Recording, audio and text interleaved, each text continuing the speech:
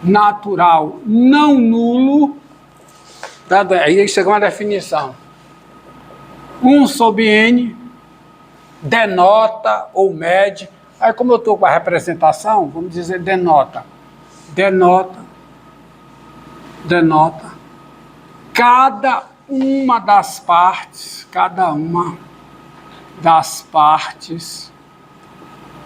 da unidade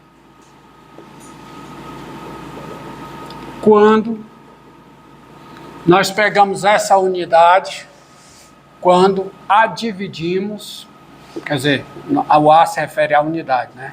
Quando a dividimos em quê? Em N partes iguais, N partes congruentes, tá? Eu passei a frequência para vocês, passei. Alguém não está com nome na frequência? Então tá rolando aí, né? Passa para os outros, não é para guardar e levar para casa não, passa para os outros, tá? Então aqui, ó, aqui, quando eu pego a minha unidade aqui, que é um bolo, eu divido essa unidade em 4 partes iguais, cada parte dessa é o quê? 1 sobre 4, né? É um quarto, nós chamamos de 1/4. Então, se eu pegar aqui tem 1/4, mais 1/4 são o quê?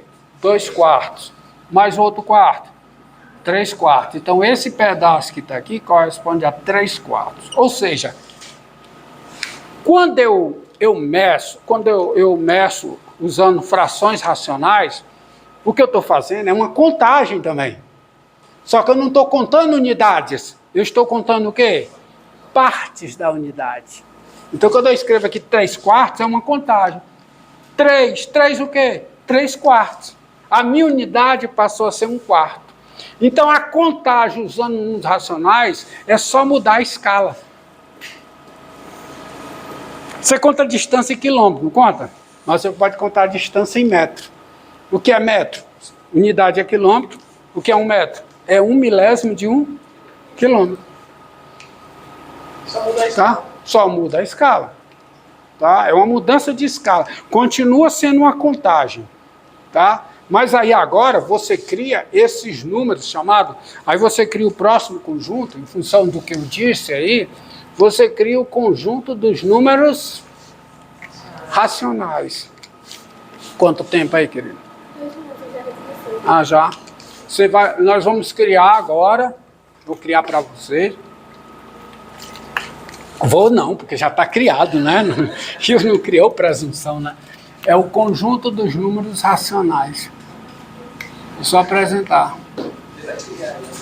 Dos números racionais. Racionais. Aí, eu estou esquecendo uma coisa aqui sobre os inteiros, um conceito sobre os inteiros, mas já eu retorno a eles, tá? Racionais. Conjunto de números racionais é o conjunto que é o conjunto formado por todas as frações racionais, tá? Eu chamo de frações racionais. É o conjunto que é esse aqui, ó. Não dá para listar todos, é tão complicado, mas a representação é simples. Conjunto Q é, por definição, o conjunto de todos esses números da forma A sobre B, onde A é inteiro, B e B é natural, diferente de zero. Para ter a divisão por B, entendeu? Zero não divide ninguém, estão lembrados? Zero não divide nada, tá? Inclusive eu posso, ele tem divisores, mas ele não divide ninguém. Então eu posso escrever assim, A sobre B também, ó, com A inteiro e B inteiro, diferente de zero.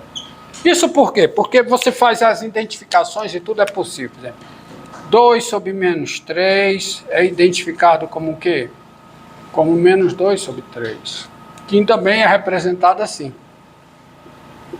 Menos 2/3, né? Então todo mundo sabe. E aí você sabe onde marcar, né?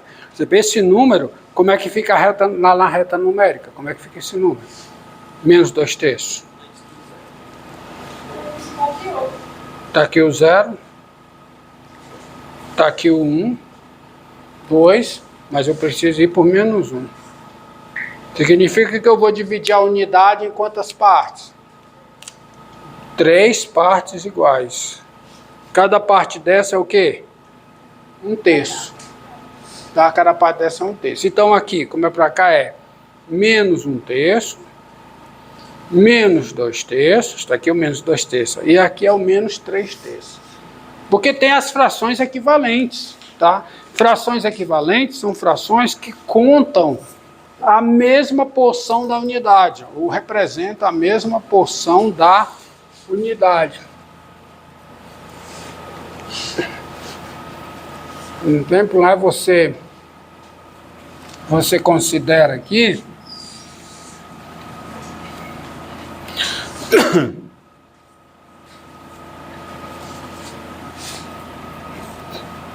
tá?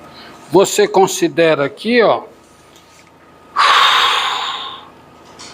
você pega aqui, né, 3/4 só. 3/4. Então, 3/4, vou pegar a unidade como sendo esse retângulo aqui, né? Eu gosto mais de trabalhar no retângulo. 3/4. 3/4 é o quê? Você divide a unidade em 4 partes iguais e pega quantas, hein? 3. 3 partes. Aqui tem 3/4. Mas se você dividir em 4 partes iguais na horizontal, cada parte, a unidade está dividida em 4 partes iguais. Quantas partes iguais? 16. Cada parte é 1/16. E essa região marcada corresponde a quanto? 12/16. 12/16. Então, embora eu esteja com representações distintas, mas são representações... 12, desculpa. Embora eu esteja com representações distintas, mas são representações de uma mesma parte da unidade. Então eu posso identificar, tá? Ou seja, eu chego aqui 12/16 é a mesma coisa que 3/4. Aí vem aquela história da fração irredutível, né? Simplificação de fração, quando você divide os termos de uma fração por um mesmo número, ou os multiplica por um mesmo número, a fração não altera o valor, né? No sentido de que ela representa a mesma parte da unidade. Então você tem os conjuntos racionais, tem todas essas propriedades, e uma fração é dita irredutível quando? Quando ela não pode ser reduzida a uma fração menor. Ah? Não, 2 é primo não. Tá aqui, 3/4. Tá, não precisa ser primo não. 9/10. Ah, quando eles são primos entre si. E quando é que 2 números inteiros são ditos primos entre si? Hã? Eles têm. O 1 é divisor de todo mundo. Existe um conceito de MDC. O mais divisor comum é 1. Tá certo? Existe o conceito de MDC, ó. Dados M e N inteiros não nulos, tá? O máximo, lembrando, vou fazer com cuidado aqui, isso é uma definição, tá? Isso é uma definição. Então deixa eu fazer com um pouco de carinho aqui, tá? Definição. Você vê como o curso de cálculo é fácil? É um curso simples. É máximo divisor comum, números inteiros, né? É um curso bem simples, não tem dificuldade, tá? Então, dados MN inteiros, é uma definição, viu? Definição. O máximo, MN inteiros não nulos, o máximo divisor comum, o máximo divisor comum de M e N é o maior inteiro Que é a mesma coisa dizer, o maior número natural, aí envolve um princípio de ordem, você sabe que é maior, aqui não precisa entrar em detalhe, é o maior inteiro ou o maior natural, que é a mesma coisa, você vai dizer o maior inteiro ou o maior natural, que divide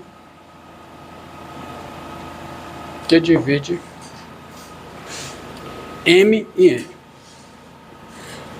M e N. Ou seja, é o maior divisor comum. E se o maior, ele vai ser positivo, tá? Ele vai ser positivo, tá? Sendo denotado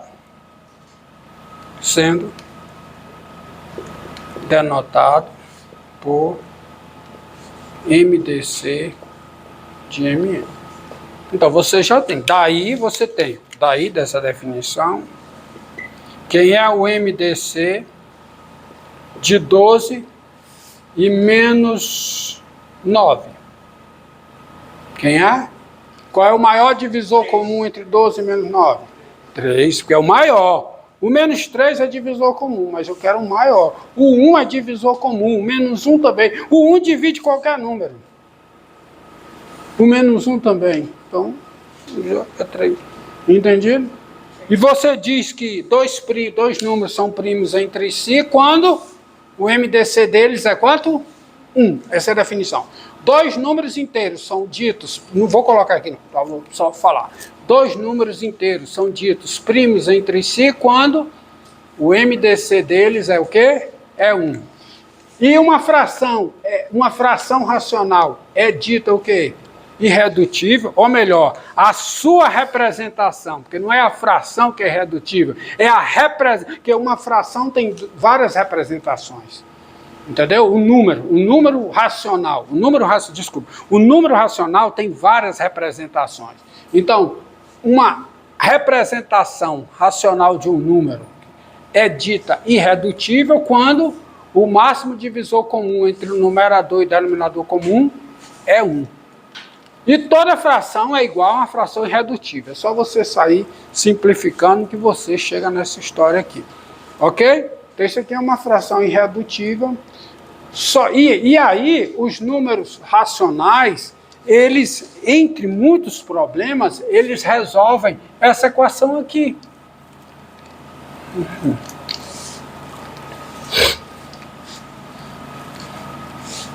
Ó, 5x igual a 2, por exemplo. Solução dessa equação é o conjunto vazio em Z. Mas quando eu vou para o conjunto dos números racionais, não. Quem é? 2/5. Quanto é 5 vezes 2/5? É 2. Pegue 2/5 várias 5 vezes, dá 2. Tá? Então a solução é 2/5. Mas a solução aonde? Em que? Tá? Em que? Tá bom? Em que? Aquele 3x igual a menos 10. Solução é vazio em Z, mas quem é a solução em quê? Menos 10 terços. Isso aqui é o conjunto de solução aonde? Em que? Diversos racionais. Certo? Entendido aí? Bom, então tem esse conjunto. Agora, é bom que se diga uma coisa. Que eu não falei, quando eu começo lá nos naturais, tá?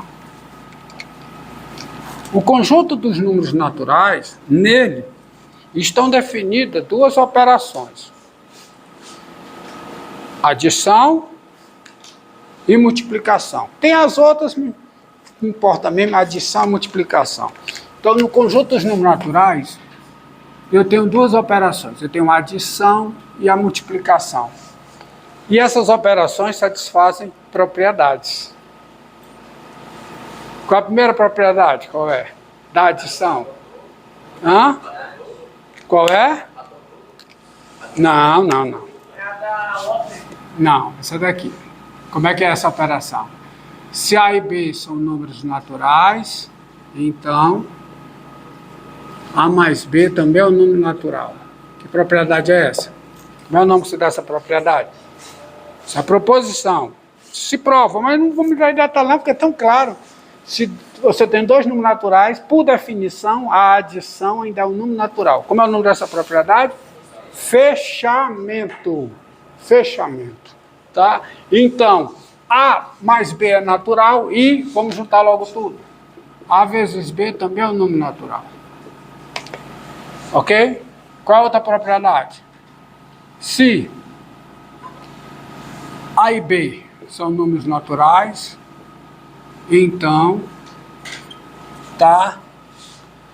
A mais B é igual a B mais A e A vezes B é igual a quê? B vezes A. Propriedade é essa? Comutatividade da adição e do produto, tá? Se A, B e C são números naturais, então A mais B mais C é igual a A mais B mais C.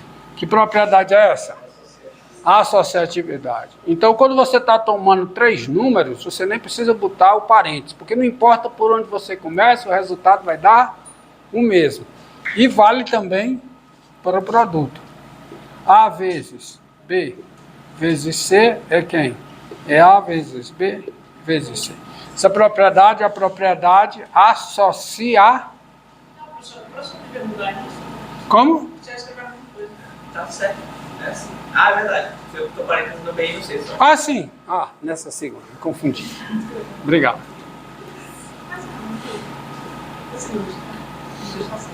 Qual é a outra propriedade? Se A é natural, então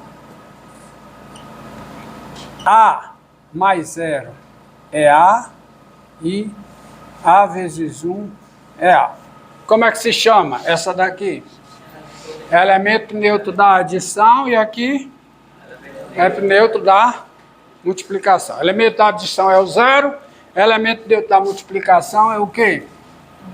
É 1.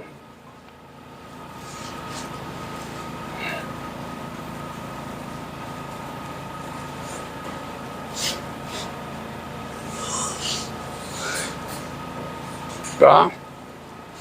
E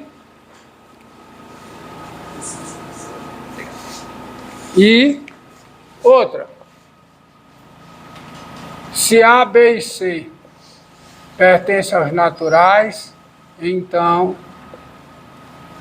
o produto de A por B mais C é o produto de A por B mais o produto de A por C.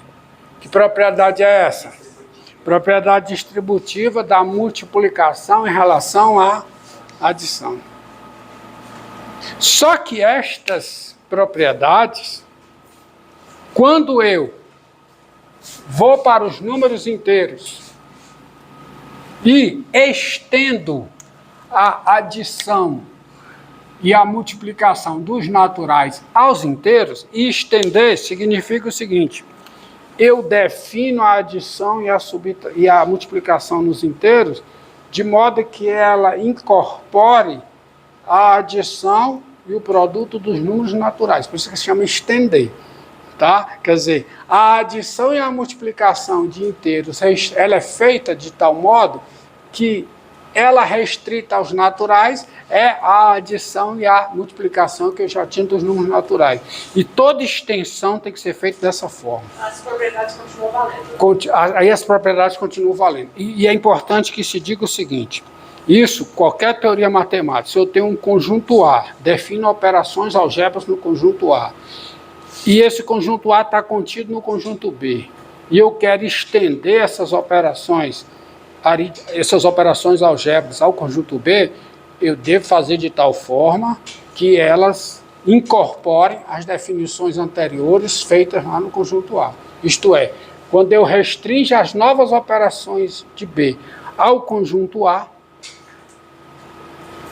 a restrição se dá da mesma forma, ok? Com que eu já tinha. Então isso aqui, né, eu estou com preguiça de escrever. Então, quando eu faço isso, vai valer aonde?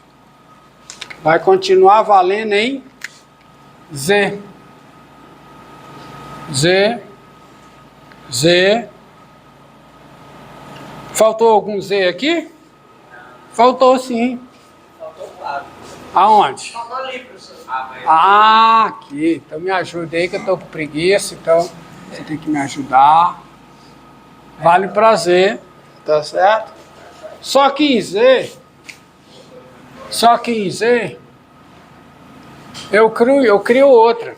Eu tenho o elemento simétrico. Se A pertence a Z, então A somado com o simétrico aditivo de A é quanto? 0. Isso aqui é a existência do elemento simétrico. Só que eu vou para Q. Agora, aí eu tenho as operações em Q. E em Q, eu tenho as operações de adição e subtração. Você vai estender de novo. Hã? Estender de novo. Estender de novo. E em Q eu tenho essas duas operações. Quando eu pego